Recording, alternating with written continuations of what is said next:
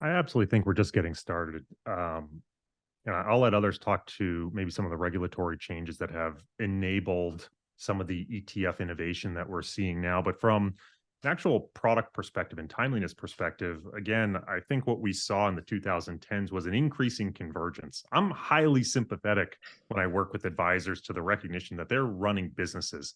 And at the end of the day, performance does matter. They have other advisors down the street who are touting their performance.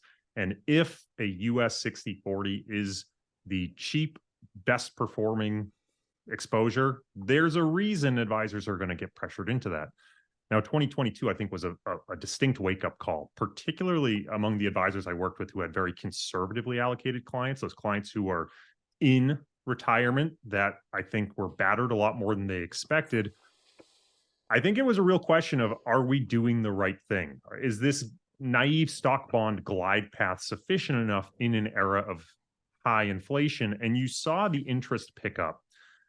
What we then saw was a question of, okay, we got it wrong on the way down, but if we mistime this and add alts now, are we going to get it wrong in the rebound? Yep.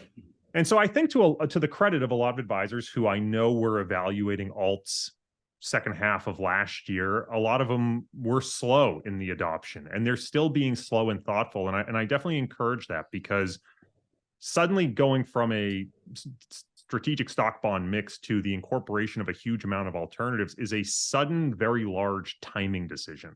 And I think all of us, again, that's another thing most people can agree on, is like very large, substantial portfolio timing decisions are not normally a great thing to do, particularly if you don't have a timing view. And so what we're starting to see with our clients is the small, periodic, almost dollar cost averaging introduction of alternatives, and building that position strategically for their clients with the expectation of holding it for the next decade, with the view that the 2010s may end up being the most anomalous decade of any of our careers.